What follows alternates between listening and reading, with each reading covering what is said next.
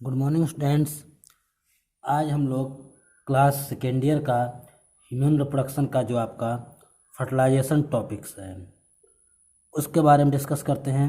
और फर्टिलाइजेशन के बाद जो आपके डेवलपमेंट ऑफ एम्ब्रियो में ब्लास्टुला एंड इम्प्लांटेशन उसके बारे में बात करते हैं। तो सबसे पहले स्टार्ट करते हैं फर्टिलाइजेशन। तो व्हाट इज फर्टिलाइजेशंस की अगर हम बात करते हैं, fusion of male and female gamete to form a diploid structure is called zygote. कह रहा जब मेल एंड फीमेल गैमेट्स दोनों फ्यूज होते हैं और दोनों हैप्लॉयड होते हैं, लेकिन फ्यूज होने के बाद दोनों डिप्लॉयड हो जाते हैं और उससे एक स्ट्रक्चर बनता है जिसको जाइगोट कहा जाता है। तो क्वेश्चन में पूछा जाता है कि जो फर्टिलाइजेशन है उसको प्लांट एनिमल्स के अंदर सबसे पहले किस साइंटिस्ट ने देखा था। तो फर्टिलाइजेशन को देखने के लिए सबसे पहले एक साइंटिस्ट थे एंटोनी वॉन ल्यूवेनहॉक। मैंने यहाँ पे लिखा हुआ है, जो ल्यूवेनहॉक होते हैं सबसे पहले उन्होंने फर्टिलाइजेशन को देखा था। तो फर्टिलाइजेशन को पढ़ने से पहले हमको कुछ स्पेशल टर्म हैं, कुछ वर्ड्स हैं ऐसे जिसको जानना जरूरी होता है, इसका मीन्स होता है क्या। जैसे पहले बात करते हैं सिनगैमी। इसमें सबसे पहला आपका पॉइंट क्या है, सिनगैमी। इसमें क्या होता है, फ्यूजन ऑफ गैमीट। इसमें जो आपके गैमीट होंगे, मेल एंड फीमेल गैमीट्स दोनों जब फ्यूज होते हैं उस कंडीशन को क्या कहा जाता है, सिनगैमी कहा जाता है।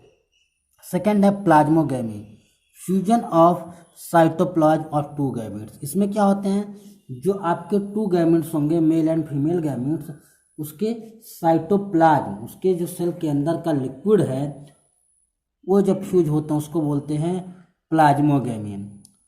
Karyogamy, karyogamy means fusion of mail nuclei and female nuclei. जब मेल गैमीट और फीमेल गैमीट के दोनों गैमीट के जब न्यूक्लियस फ्यूज करते हैं उस कंडीशन को कैरियोगैमी कहा जाता है। एक और इम्पॉर्टेंट पॉइंट है एम्फीमिक्सिस।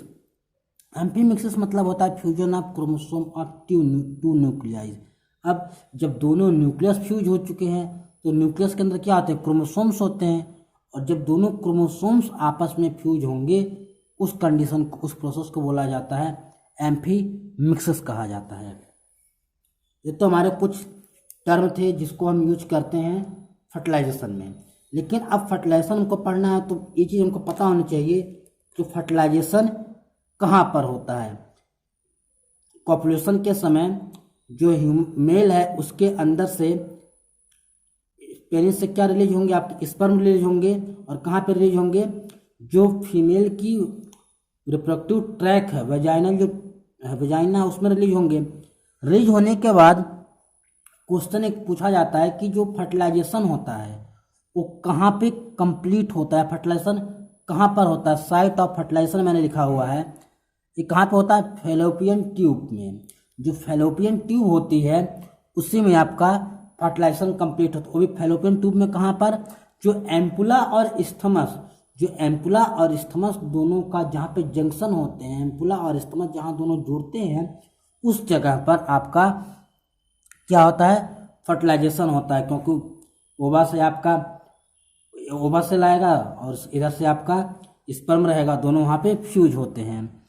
तो स्पर्म स्पीड, स्पर्म की जो स्पीड होती है, किस स्पीड से स्पर्म मूव करता है, स्पर्म की स्पीड 1.5 to 3 मिलीमीटर पर मिनट होती है। इसकी जो स्पीड होती है जनरली 1.5 to 3 मिलीमीटर पर मिनट। ये खुद की स्पीड है, फ्लो की बात नहीं कर रहा है। तो सीमेंस में तो उस कितनी तेजी के साथ तो फ्लो करेगा उसकी बात नहीं, एक खुद की स्पीड बता रहा है कि वो स्विमिंग करके कितनी तेजी के साथ आगे बढ़ सकता है खुद की स्पीड से। और जनरली अगर देखा जाए तो एक बार जो इजैकुलेशन होते, वन टाइम्स इजैकुलेशन या पर इजैकुलेशन 3 मिलियन स्पर्म रिलीज होते हैं। लेकिन उस 3 मिलियन स्पोर में से केवल और केवल आपके कितने 100 स्पर्म्स, अबाउट 100 स्पर्म्स आपके वेजाइना से अंदर जा पाते हैं। मतलब क्या है कि लगभग 3 मिलियन मतलब 30 लाख के आसपास स्पर्म वेजाइना में गए। और वेजाइना में क्या होते हैं, वेजाइना के अंदर ल्यूकोसाइट सेल्स होते हैं। उसकी जो मेम्ब्रेन होती है, उस लेयर जो होती है उसमें क्या होता है, ल्यूकोसाइट सेल्स होते हैं। जो ल्यूकोसाइट सेल्स होते हैं बहुत ज़्यादा अमाउंट में जो हमारे स्पर्म होते हैं उसको डिस्ट्रॉय कर देता है, और स्पर्म डिस्ट्रॉय कर देता है तो अबाउट 100 के आसपास जो स्पर्म होते हैं वो वेजाइना से अंदर जा पाते हैं। अब दिया है एक और पॉइंट है कैपेसिएशन ऑफ स्पर्म। इसका मतलब क्या होता है कैपेसिएशन ऑफ स्पर्म? ऐसा नहीं कि हमारे जैसे ही पेनिस से स्पर्म निकलेंगे तो एक्टिव हो जाएंगे, या जैसे ही वेजाइना में गए तुरंत वहाँ पे एक्टिव हो जाएंगे, ऐसी कंडीशन नहीं। कैपेसिएशन ऑफ स्पर्म का मतलब है एक्टिवेट ऑफ स्पर्म। स्पर्म कब एक्टिवेट होते हैं तो इसको थोड़ी सी डेफिनेशन देखिए। The act of sperm activation is called capacitation. जब स्पर्म एक्टिवेट होता है उस कंडीशन को कैपेसिएशन कहा जाता है। Sperm capacitation site is female genital tract. Important point है, जो स्पर्म है वो एक्टिवेट कहाँ पर होते हैं? जनरली माना जाता था कि जो स्पर्म एक्टिवेट कहाँ होंगे, जो फीमेल रिप्रोडक्टिव सिस्टम जो मेल रिप्रोडक्टिव सिस्टम है उसके अंदर का जो एपिडिडाइमस है वहाँ से बनते हैं, वहाँ से एक्टिवेट नहीं होते हैं। आपके जो एक्टिवेशन की एक्टिंग है वो फीमेल रिप्रोडक्टिव जो ट्रैक है उसमें एक्टिवेट होते हैं। तो फीमेल रिप्रोडक्टिव ट्रैक में एक्टिवेट कैसे होते हैं? फीमेल रिप्रोडक्टिव ट्रैक में कुछ स्पेशल केमिकल्स होते हैं। जो स्पेशल केमिकल्स होते हैं उसकी वजह से क्या होता है, जो स्पर्म का एक्रोसोम, सबसे हेड का ऊपर का जो पोर्शन होता है, सबसे टिप वाला पोर्शन, वो क्या होता है एक्रोसोम। तो एक्रोसोम को कवर किए हुए एक लेयर होती है। स्पर्म के हेड के ऊपर एक्रोसोम होता है और एक्रोसोम को कवर किए हुए एक लेयर होती है, और उस जो केमिकल्स फीमेल जेनिटल ट्रैक्ट से रिलीज होते हैं वो केमिकल क्या करते हैं, वो जो लेयर है एक्रोसोम के ऊपर की उसको डिजेनरेट कर देते हैं, खत्म कर देते हैं, जिसकी वजह से जो स्पर्म होता है वो एक्टिव हो जाता है, क्योंकि उसका एक्रोसोम ओपन हो गया। अब आपके जो स्पर्म होते हैं वो क्या हो जाते हैं, एक्टिव हो जाते हैं। और एक्रोसोम जो आपके होंगे, जो स्पर्म का जो एक्रोसोम पोर्शन होता है, हेड का जो पोर्शन एक्रोसोम होता है, वो क्या काम करते हैं, और जो स्पर्म जब एक्टिवेट होगा तो ओवा के पास जाएगा, जो फीमेल का ओवा है उसके पास पहुंचेगा, और ओवा के पास पहुंचने के बाद क्या करेगा, जो ओवा की वाल है, ओवा की जो वाल होगी, जो मेम्ब्रेन होगी, उसको ब्रेक करेगा, उसको पेनिट्रेट करेगा। इसलिए उसकी रिस्पॉन्सिबिलिटी किसकी होती है, जो एक्रोसोम होता है स्पर्म का, उसकी रिस्पॉन्सिबिलिटी होती है। और एक्रोसोम जो होता है उसके अपने अंदर से कुछ स्पेशल क्या रिलीज करते हैं, अपने अंदर से कुछ स्पेशल केमिकल्स रिलीज करते हैं, जिसको एक्रोसोम लाइसिन कहा या स्पर्म लाइसिन कहा जाता है। जो स्पर्म लाइसिन होते हैं क्या ब्रेक करते हैं, आपके एग मेम्ब्रेन। अब स्पर्म लाइसिन भी अलग अलग टाइप के होंगे। स्पर्म लाइसिन इसलिए नाम दिया क्योंकि स्पर्म के अंदर ऐसे केमिकल्स, ऐसे एंजाइम्स होते हैं जो एग मेम्ब्रेन की लेयर जो है उसको ब्रेक कर सकें, पेनिट्रेट कर सकें। पहला उसमें आपका एंजाइम्स होता है हाइलुरोनिडेज। हाइलुरोनिडेज क्या करता है, dissolve hydronic acid which is cementing follicle sales. जो हाइलुरोनिडेज होगा वो क्या काम करेगा, जो हाइलुरोनिक एसिड होंगे किसके अंदर, जो फॉलिकल सेल्स है, जो ग्रेफियन फॉलिकल सेल्स है उसके अंदर के जो लेयर होती है जिसको सीमेंट की तरह ज्वाइंट किया रहता है, कौन, हाइलोरिक एसिड, उसको डिजॉल्व करने के लिए, उसके इफेक्ट को खत्म करने, डिजेनरेट करने के लिए हाइलुरोनिडेज एंजाइम्स एक्टिवेट होता है। सेकेंड एंजाइम हमारा है कोरोना डाइजेस्टिव एंजाइम्स। नाम से ही है कि जो हमारी सेकेंड एग मेम्ब्रेन की जो कोरोना रेडिएटा लेयर होती है, जो कोरोना रेडिएटा लेयर होती है उसको डिजेनरेट करने के लिए, डिजॉल्व करने के लिए एंजाइम निकलते हैं, इसको बोलते हैं कोरोना डाइजेस्टिव एंजाइम। थर्ड है आपका एक्रोसिन। एक्रोसिन क्या काम करता है, डाइजेस्ट जोना पेलुसिडा। एक और लेयर होती है हमारे एग मेम्ब्रेन के ऊपर जिसको कहते हैं जोना पेलुसिडा, और जोना पेलुसिडा की जो लेयर होती है उसको क्या करता है, डाइजेस्ट करने के लिए, ब्रेक करने के लिए एक्रोसिन एंजाइम्स रिलीज होते हैं। और फर्टिलाइजेशन अब क्या होगा, आपके जो स्पर्म है वो एंटर कर चुके हैं। अब for fertilisation need proper temperature, pH, magnesium and calcium ions necessary. कह रहा है आपके फर्टिलाइजेशन के लिए proper temperature, pH value, magnesium and calcium ions जरूरी हैं। खासतौर से जो कैल्शियम आयंस हैं वो बहुत ही ज़्यादा जरूरी होगा। अगर कैल्शियम आयंस प्रॉपर अमाउंट में सप्लाई नहीं होगा तो फर्टिलाइजेशन आपका कंप्लीट नहीं होगा। इसलिए calcium ions is necessary for fertilisation, बहुत ज़्यादा जरूरी। अगर नहीं होगा तो फर्टिलाइजेशन नहीं होगा। इसके थोड़ा सा रीजन देखते हैं क्यों नहीं होता है। कह रहा जब plasma membrane sperm and secondary oocyte की जुड़ती है तब सेकेंडरी oocyte मेम्ब्रेन डीपोलराइजेशन। इसमें का मतलब क्या है, मैंने कहा जब स्पर्म की प्लाज्मा मेम्ब्रेन, क्योंकि स्पर्म के ऊपर की जो मेम्ब्रेन है वो क्या कहलाएगी, प्लाज्मा मेम्ब्रेन, और जो सेकेंडरी oocyte है उसकी भी एक ऊपर लेयर, उससे क्या कहेंगे प्लाज्मा मेम्ब्रेन। कह जब दोनों के प्लाज्मा मेम्ब्रेन जुड़ते हैं, कनेक्ट में आते हैं, तो उस समय क्या होता है, सेकेंडरी oocyte के अंदर क्या होते हैं, जो सेकेंडरी oocyte के मेम्ब्रेन तो कैसे होते हैं, डीपोलराइजेशन। डीपोलराइजेशन का मतलब क्या है, जब डीपोलराइजेशन होगा तो सोडियम चैनल्स जो होते हैं, जो सोडियम चैनल्स होते हैं क्या होते हैं, ओपन हो जाएंगे। मेम्ब्रेन वाले स्ट्रक्चर में मैंने बताया था फर्स्ट ईयर में, जो सोडियम चैनल्स होंगे वो आपके ओपन हो जाएंगे। जब सोडियम चैनल्स ओपन हो जाएगा तो कैल्शियम जो आयंस होंगे उस मेम्ब्रेन के थ्रू सेकेंडरी oocyte में एंटर कर जाते हैं। और जब तक से कैल्शियम आयंस उसके अंदर एंटर नहीं करेंगे तब तक फर्टिलाइजेशन नहीं होगा।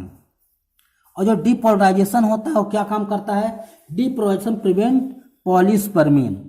इसका मतलब क्या है, जो डीपोलराइजेशन होगा सेकेंडरी oocyte की मेम्ब्रेन में वो क्या काम करेगा, पॉलीस्पर्मी को रोकेगा। मतलब एक स्पर्म, सपोज करिए मैं यहाँ थोड़ा सा डायग्राम बना दूं, ये हमारा क्या एक्सेल है, एक्सेल के चारों तरफ हमारे क्या यहाँ पे है, कई सारे आपके स्पर्म लगे हुए हैं, इसके चारों तरफ किनारे किनारे हैं। स्पर्म हमारे इधर चारों तरफ है, लेकिन इसमें से केवल एक स्पर्म इसी के एंटर जाएगा।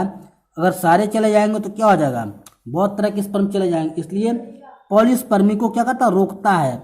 डीपोलराइजेशन जैसे ही होगा तो केवल इसमें से केवल एक आपका स्पर्म इसके अंदर जाएगा जो फर्टिलाइजेशन करेगा। Sperm entry second by receptive cone और फर्टिलाइजेशन कोन।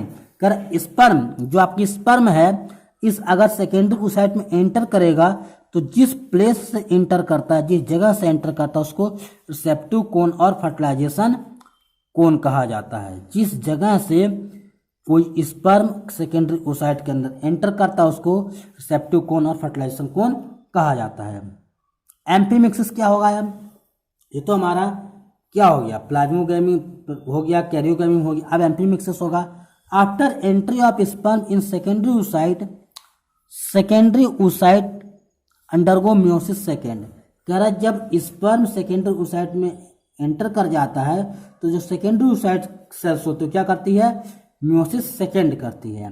जब मियोसिस सेकेंड होगा तो उससे क्या होगा, एक आपका ओवा सेल्स और एक आपके सेकेंडरी पोलर बॉडी बनती है।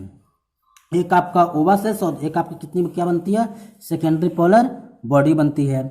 क्रोमोसोम और fuse they are present in sperm and egg nucleus. कह रहा एग और स्पर्म के जो न्यूक्लियस के अंदर जो इस क्रोमोसोम होते हैं वो सब क्या हो जाते हैं, फ्यूज हो जाते हैं। और जब दोनों ये सब फ्यूज होगा तो क्या कहलाएगा, आपका कंप्लीट फर्टिलाइजेशन हो जाएगा। और मेल एंड फीमेल गैमीट्स के पहले प्लाज्मा गैमी हुआ, फिर कैरियोगैमी हुआ, फिर आपका क्या हुआ, एम्फीमिक्सिस हो गया। इन सब प्रोसेस से क्या हो गया, आपका जो मेल एंड फीमेल गैमीट मिलकर के डिप्लॉयड जाइगोट फॉर्म किए, इसी को फर्टिलाइजेशन कहा जाता है। इंपॉर्टेंस ऑफ फर्टिलाइजेशन, फर्टिलाइजेशन का इंपॉर्टेंस क्या है, स्टार्ट क्लीवेज। जब फर्टिलाइजेशन हो जाएगा उसी के बाद क्या होता है, क्लीवेज स्टार्ट। क्लीवेज मीन्स जो आपका जाइगोट डेवलप इनटू एम्ब्रियो, जो जाइगोट है वो एम्ब्रियो में डेवलप होगा, इसी को क्लीवेज कहा जाता है। ये कब होगा, जब तक फर्टिलाइजेशन नहीं होगा क्लीवेज स्टार्ट नहीं होगा। वेरिएशन प्रोड्यूस, जो आपके फर्टिलाइजेशंस होते हैं इसी के द्वारा मेल एंड फीमेल के कैरेक्टर्स जो उसके नेक्स्ट जनरेशन आते हैं उसी में जाते हैं, इसकी वजह से वेरिएशंस होते हैं। हेल्प इन सेक्स डिटर्मिनेशन, और फर्टिलाइजेशन सेक्स डिटर्मिनेशन में हेल्प करता है। इससे थोड़ा सा एक्स्ट्रा पॉइंट है, मैं आपको बता दूं, एक साइंटिस्ट थे, उनका नाम क्या था, लिली नाम था उनका, साइंटिस्ट थे लिली। उन्होंने क्या बताया था, सरफेस ऑफ ओवा हैविंग फर्टिलाइजिंग, थोड़ा सा ध्यान से देखिए वर्ड को, सरफेस ऑफ ओवा, कह रहा ओवा जो सरफेस है, मीन्स जो फीमेल गैमीट की ओवा जो है उसकी सरफेस पे क्या होते हैं, फर्टिलाइजिन होते हैं। एंड स्पर्म जो होते हैं, स्पर्म की जो सरफेस होती है उस पर क्या होते हैं, एंटी फर्टिलाइजिन होते हैं।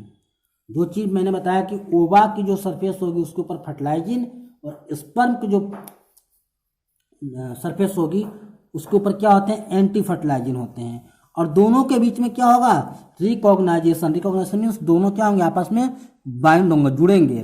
जब दोनों के बीच में रिकॉग्नाइजेशन होगा, उसके बाद due to this fertilisation is done, और रिकॉग्नाइजेशन होने के कारण दोनों में क्या होता है, फिर फर्टिलाइजेशन कंप्लीट होता है। लेकिन एक इम्पॉर्टेंट पॉइंट, दोनों सेम स्पीसीज के होने चाहिए, मीन्स ओवा सेम स्पीसीज का एंड आपके जो स्पर्म है वो सेम स्पीसीज के होने चाहिए। दोनों के फर्टिलाइजिन और एंटी फर्टिलाइजिन सेम स्पीसीज के होने चाहिए, तभी आपका फर्टिलाइजेशन कंप्लीट होता है।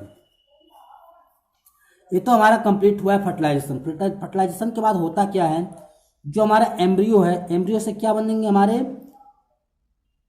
मरूला, उसके बाद ब्लास्टुला बनते हैं। तो वो जो हमारा ब्लास्टुला बनेगा और फिर ब्लास्टुला से हमारे क्या बनेंगे, एम्ब्रियो बनने स्टार्ट हो जाते हैं। तो उसी को इम्प्लांटेशन, इम्प्लांटेशन मीन्स जो हमारा एम्ब्रियो है वो एंडोडर्मिस, जो हमारी एंड्रोमेट्रियम, जो यूट्रस की इनर लेयर एंड्रोमेट्रियम है उसके ऊपर कैसे फिक्स होते हैं, कैसे इम्प्लांटेशन होता है, उसी को इम्प्लांटेशन कहा जाता है। तो उसको थोड़ा सा देखते हैं, ब्लास्टुलेशन एंड इम्प्लांटेशन। इसको थोड़ा सा देखिए आप। इसमें क्या होता है, फर्टिलाइजेशन हो गया हमारे, फर्टिलाइजेशन होने के बाद क्या होता है, जाइगोट बनता है, जो कैसे होते हैं आपके डिप्लॉयड होते हैं। जाइगोट से फिर आपका क्या बंद होता है, क्लीवेज होता है। क्लीवेज से आपका क्या बनते हैं, मरूला। मरूला कितने सेल्स के होते हैं, 8 to 16 सेल्स के होते हैं। जो मरूला स्टेज है वो 8 to 16 सेल्स तक की स्टेज है, तो उसको मरूला कहा जाता है।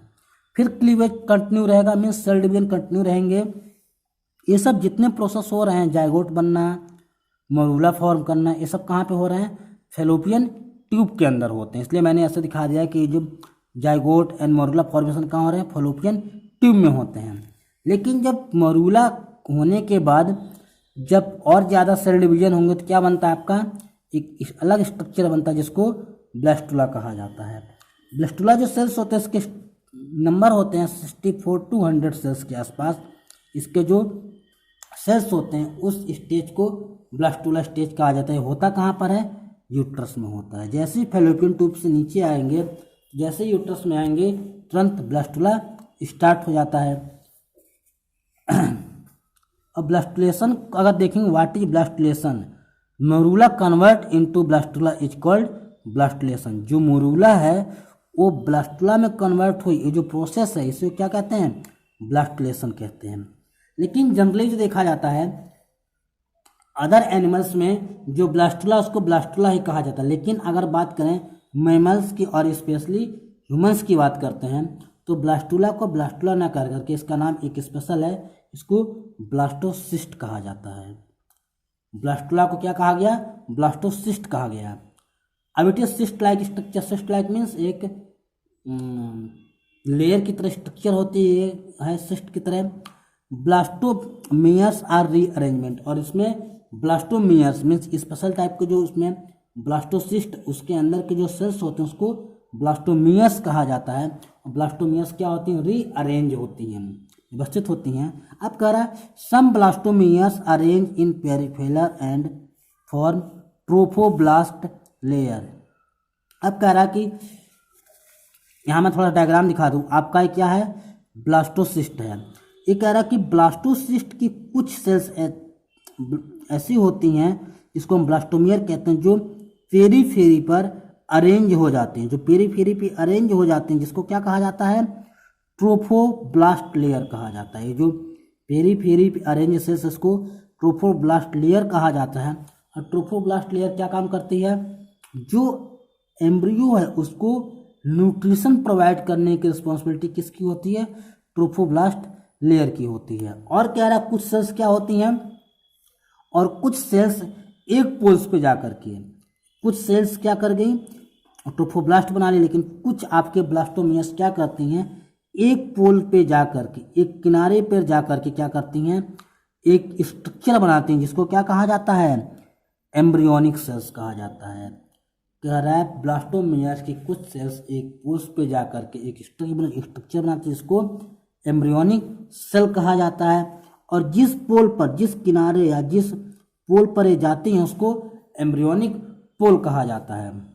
लेकिन जो आपकी एम्ब्रियोनिक सेल्स है उसके ऊपर की जो सेल्स होती, एम्ब्रियोनिक सेल्स के ऊपर जो पेरिफेरल सेल्स होती है, जो हमारी ट्रोफोब्लास्ट सेल्स थी, उसको यहाँ पे सेल्स ऑफ रूबर कहा जाता है। ध्यान से सुनिएगा, मैंने बोला कि जो एम्ब्रियोनिक सेल्स की लेयर थी, ये एम्ब्रियोनिक सेल्स की लेयर थी, उसके ऊपर के सेल्स मीन्स ट्रोफोब्लास्ट लेयर की जो सेल्स है उसमें वहां तक की जो लेयर के सेल्स होते हैं उसको सेल्स ऑफ रूबर कहा जाता है। मतलब जहां तक एम्ब्रियोनिक सेल्स होगा उसके ऊपर की जितनी भी ट्रोफोब्लास्ट लेयर की सेल्स होंगी उसको ट्रोफोब्लास्ट सेल्स ना कर करके सेल्स ऑफ रूबर कहा जाता है। और इसके अंदर एक स्पेस या एक कैविटी बन जाती है जिसको ब्लास्टोसील कैविटी कहा जाता है। और उसके अंदर क्या फिल होता है, एक फ्लूइड फिल होता है। अब ब्लास्टोसिल्स देखते हैं क्या होता है। Blastocoel it absorb nutritive food from wall of uterus. अब जो ब्लास्टोसिल्स है, जो ब्लास्टोसिल जो कैविटी है क्या करेगा, यूट्रस से, जो यूट्रस है उससे जो न्यूट्रिटिव फूड मटेरियल्स है उसको एब्जॉर्ब करेगा। With the help of trophoblast layer blastocyst attach to endometrium of uterus. कर ये जो ट्रोफोब्लास्ट लेयर्स है इसी की हेल्प से जो हमारा ब्लास्टोसिस्ट है एंडोमेट्रियम में इम्बेडेड होता है, एंडोमेट्रियम में धंसता है, इम्प्लांट होता है, उसी के साथ अटैच होता है। Blastocyst get embedded in wall of uterus due to uterine cell divide. कह रहा ब्लास्टोसिस्ट इम्बेडेड कब होते हैं, किसी जब ऊपर जाएगा एंडोमेट्रियम के ऊपर तो क्या होगा, जो यूट्राइन की जो सेल्स होंगे, यूट्रस के सेल्स होते क्या करती हैं, सेल डिवीजन होगा उसमें। जब सेल डिवीजन होगा तो ब्लास्टोसिस्ट के ऊपर एक लेयर बन जाएगी। अब ब्लास्टोसिस्ट के ऊपर जब एक लेयर बन जाएगी तो ब्लास्टोसिस्ट क्या हो जाएगी, अंदर इम्बेडेड हो जाएगी। This process is called implantation. कह रहा जब ब्लास्टोसिस्ट इम्बेडेड होगा किसमें, यूट्रस एंडोमेट्रियम में, कैसे होगा, जब यूट्रस की सेल जो होगी डिवाइड होगी और उसको चारों तरफ से कवर कर लेगी, उसको अंदर कर देगी, उसी को क्या कहा जाता है, इम्प्लांटेशन कहा जाता है। After implantation endometrium is called decidua. Important point है, कह रहा है जब तक इम्प्लांटेशन नहीं हुआ था, मीन्स एंडोमेट्रियम में ब्लास्टोसिस्ट धंसा नहीं था, तब तक उसका नाम एंडोमेट्रियम था। लेकिन जैसे ये ब्लास्टोसिस्ट एंडोमेट्रियम में इम्बेडेड हो जाएगा, धंस जाएगा, उसका नाम चेंज, उसी को कहते हैं डिसीडुआ कहते हैं। इम्प्लांटेशन होता कब है, फर्टिलाइजेशन के बाद 7वें से 8वें दिन में। फर्टिलाइजेशन जिस दिन हुआ, जिस दिन जाइगोट बना, उसके 7 से 8 दिन के अंदर, 7वें से 8वें दिन तक आपका इम्प्लांटेशन हो जाएगा। मतलब जो ब्लास्टोसिस्ट है एंडोमेट्रियम में एम्बेडेड हो जाएगा। 12 डेज ब्लास्टोसिस्ट कंप्लीट इम्बेड इन एंडोमेट्रियम। और 12वें दिन तक, मतलब 7 से 8वें दिन तो इम्बेडेड होना शुरू करेगा, धंसना शुरू करेगा। लेकिन ये जो प्रोसेस होता है इम्बेडेड होने का, इम्प्लांटेशन का, वो अबाउट 4 दिन लगता है। 4 दिन का होगा तो 8वें दिन अगर शुरू होगा तो 4 दिन लगेगा, मतलब 12वें दिन तक जाइगोट बनने के बाद 12 डेज तक जो हमारे ब्लास्टोसिस्ट है वो पूरी तरीके से कंप्लीटली इम्बेडेड हो जाएगा एंडोमेट्रियम के अंदर। इसके बाद देखते हैं इनह्यूमन इम्प्लांटेशन इन इंटरस्टिशियल्स। इसकी क्या मतलब है, कह रहा ह्यूमंस में जो इम्प्लांटेशन होता है ब्लास्टोसिस्ट का वो कहाँ पे होता है, इंटरस्टिशियस। इंटरस्टिशियस का मतलब है कि अंदर होगा, गहराई में होगा, सरफेस पे नहीं होगा, ऊपर ऊपर सरफेस पे नहीं होगा। इंटरस्टिशियस का मतलब है गहराई में अंदर होगा। The place of entry of embryo into the wall of uterus is completely closed by a fibrous and cellular plug is called collagen coagulum। collagen coagulum। अब कह रहा है आप यहाँ पे क्या है, हमारी ये यूट्रस है, यूट्रस के अंदर हमारा क्या है, हमारा ब्लास्टोसिस्ट। मैंने राउंड शेप स्ट्रक्चर दिखाया है। और ब्लास्टोसिस्ट एम्बेडेड कहाँ पे हुई है, हमारी क्या है, एंडोमेट्रियम। ये जो मैंने बनाया है हमारी क्या है, एंडोमेट्रियम। कर एंडोमेट्रियम के अंदर जब ब्लास्टोसिस्ट एंटर कर जाता है, एम्बेडेड हो जाता है, तो उसके ऊपर एक लेयर बन जाती है, एक स्ट्रक्चर बन जाता है जिसको क्लोजिंग कोगुलम कहते हैं। इसका काम क्या होता है, क्लोजिंग कोगुलम क्या काम करेगा, ये जो हमारा एम्ब्रियो है जो एम्बेडेड हुआ है, इसको क्या काम प्रोवाइड करेगा, सेफ्टी प्रोवाइड करेगा, इसको बचाव करेगा, इसकी रक्षा करेगा, किसी अदर पार्टिकल से, अदर सब्जेक्ट से इसको बचाव करने का काम करेगा। Zona pellucida prevent abnormal implantation of blastocyst.